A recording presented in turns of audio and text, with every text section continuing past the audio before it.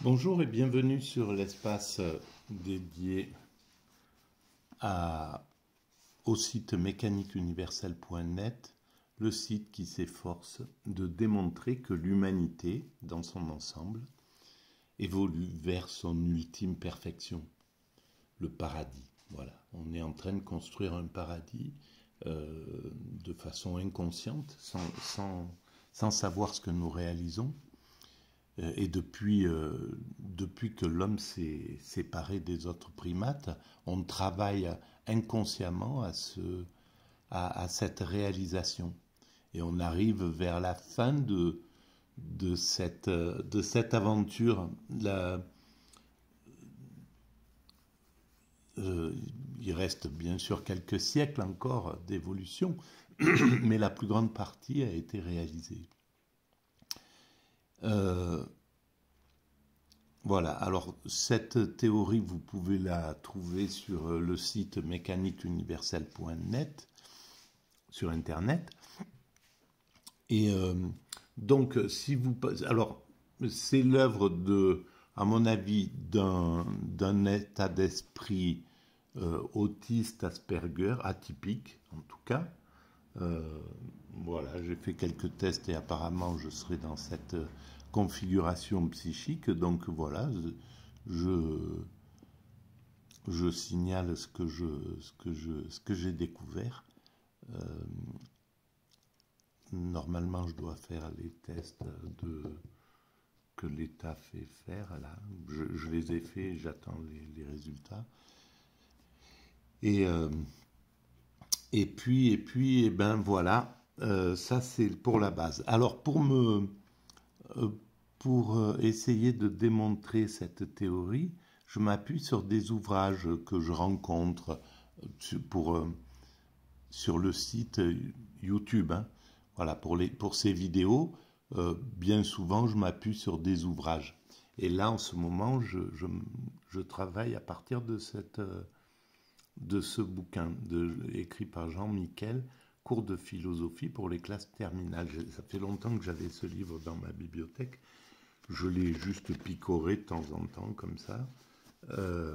Et donc là, j'essaye d'écrire, de le faire chapitre par chapitre. On va voir ce que ça va donner, jusqu'où je vais aller, parce que bien souvent, un livre peut en chasse un autre, et c'est très versatile j'ai pas de suite dans les idées à ce niveau-là.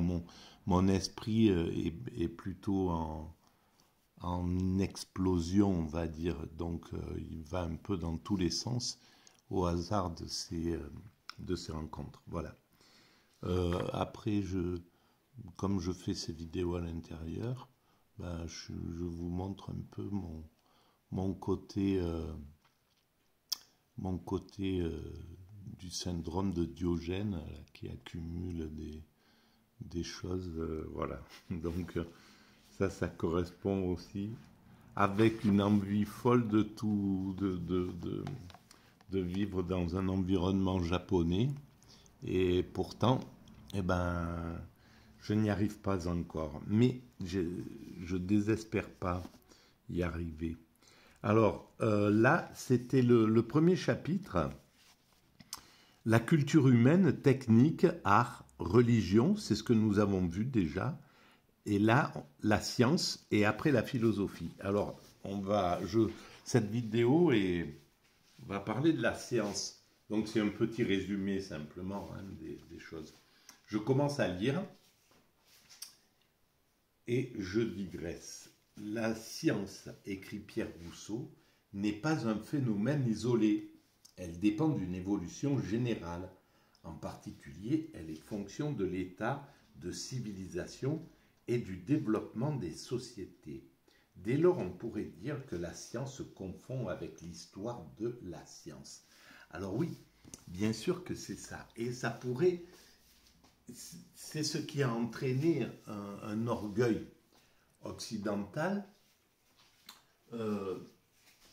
qui est injustifié d'un certain côté. Évidemment, l'Occident s'est occupé de la science, on va dire. depuis quelques siècles. La science, à chaque moment, un système dominant, c'est lui qui est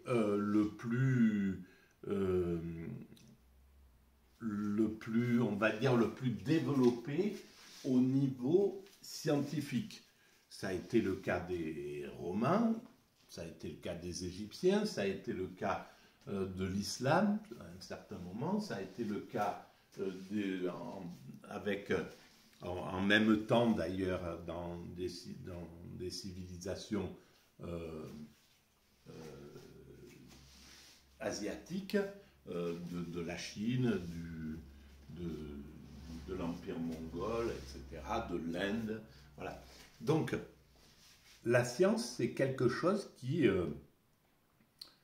dont la civilisation dominante du moment prend en main, en somme. On pourra dire ça, comme ça. Et effectivement, l'Occident, depuis 4, 5, 6 siècles, développe cette partie de l'évolution. Mais ça ne fait pas de l'Occident le groupe humain le plus développé. C'est le meilleur, ou je ne sais pas comment on pourrait dire. Parce qu'en définitive, l'évolution, elle est globale. C'est l'ensemble de l'humanité qui évolue vers son ultime perfection.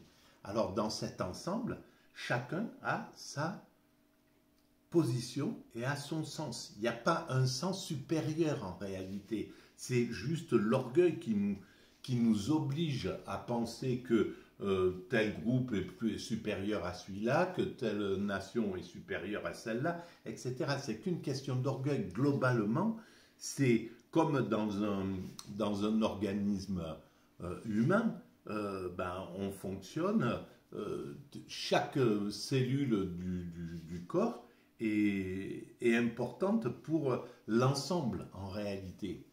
Et chaque organe est important pour l'ensemble du fonctionnement. Et c'est la même chose pour l'évolution de l'humanité. Donc, quand l'Occident, depuis 5-6 siècles, développe la science et proche stimule le scientifique, on va dire. Et à côté de ça, il y a des civilisations qui préservent des grandes valeurs, qui qui préservent des traditions, qui se maintiennent des choses importantes pour qu'on comprenne notre évolution, etc., etc.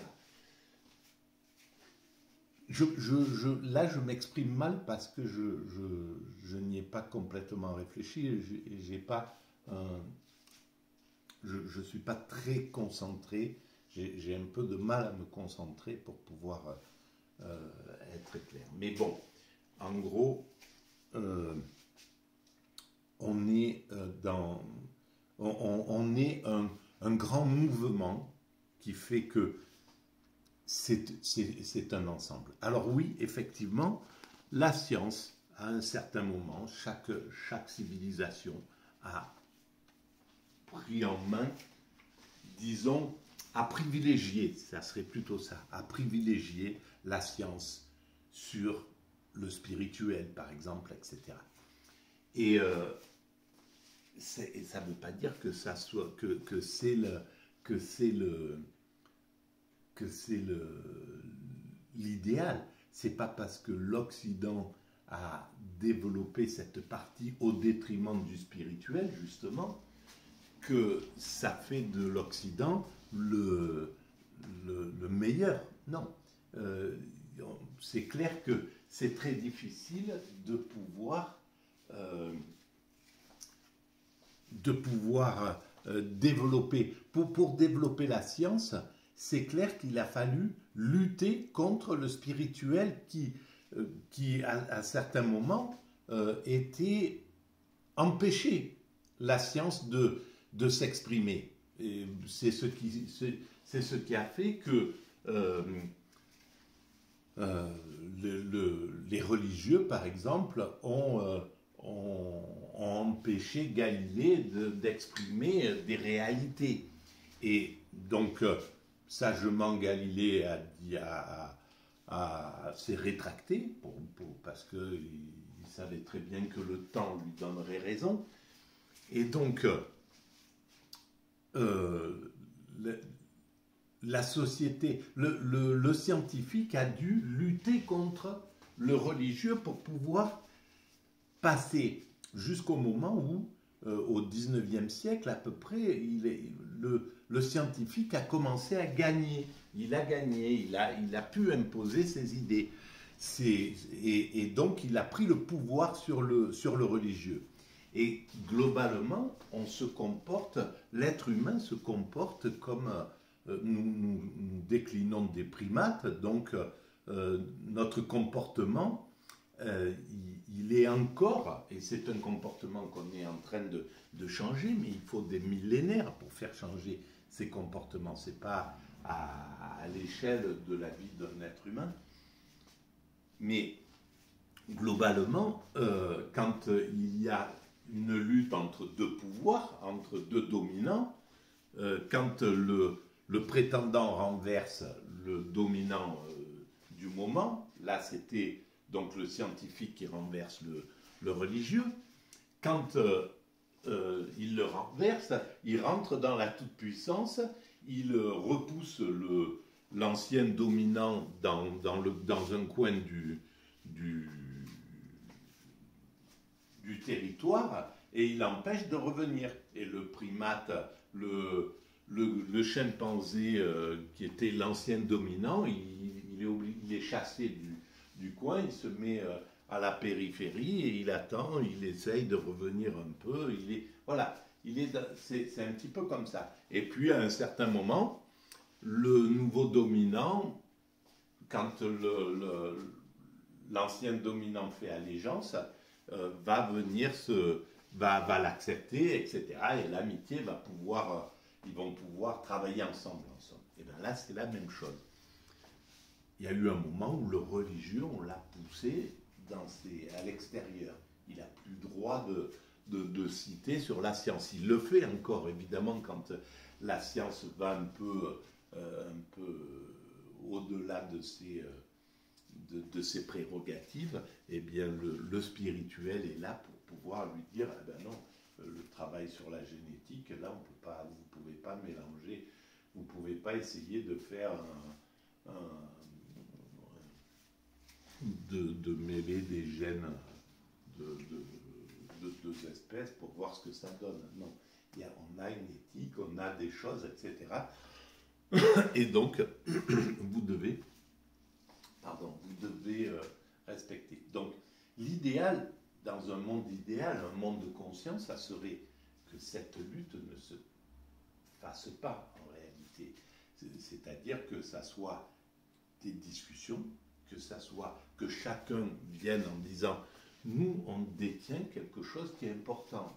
Moi, je détiens le travail sur la science, je m'occupe de développer la science, mais j'ai besoin de garde-fous, j'ai donc besoin de vous, spirituels, pour que vous puissiez dire là, c'est quelque chose que, sans exagérer, en comprenant bien la situation, bien que l'évolution nécessite ça et ça, etc.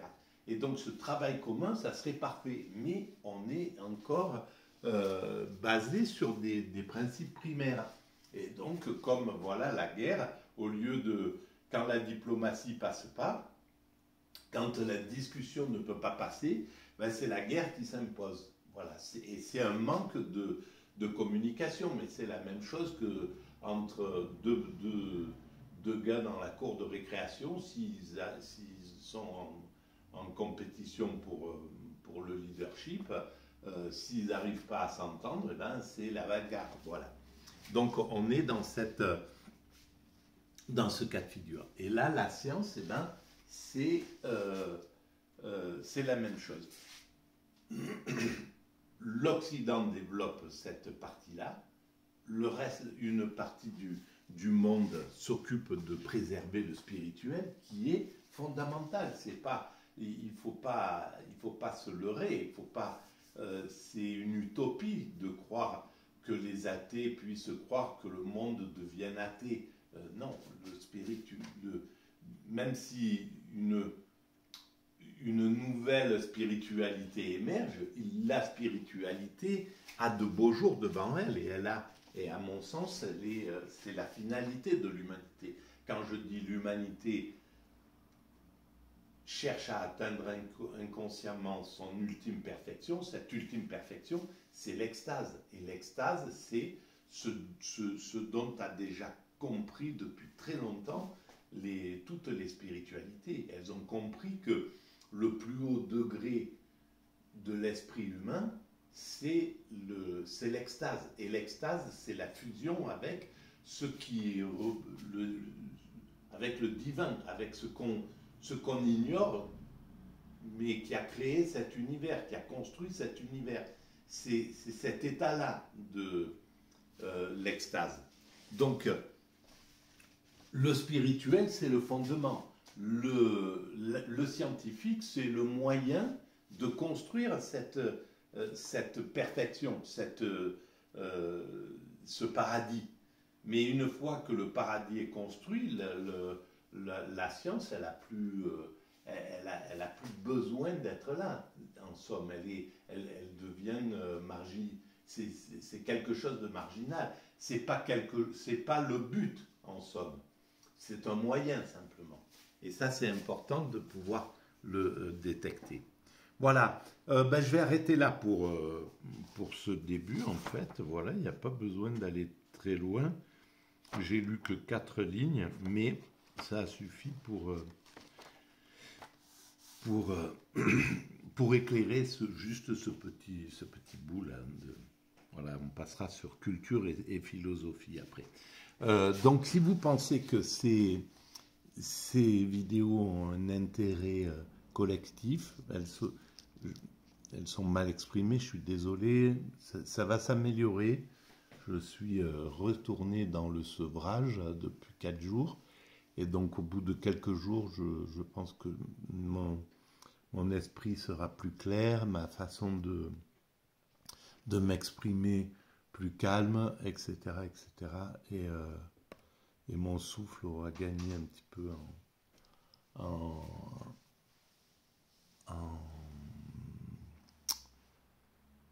en possibilité. Voilà. Donc, je vous remercie de votre écoute et je vous dis à très bientôt. Donc, si vous pensez que ça a de l'intérêt, vous pouvez mettre des pouces bleus, vous pouvez vous abonner, ça fait avancer le schmilblick. Vous pouvez mettre des commentaires et voilà. Merci de votre écoute, à bientôt. Au revoir.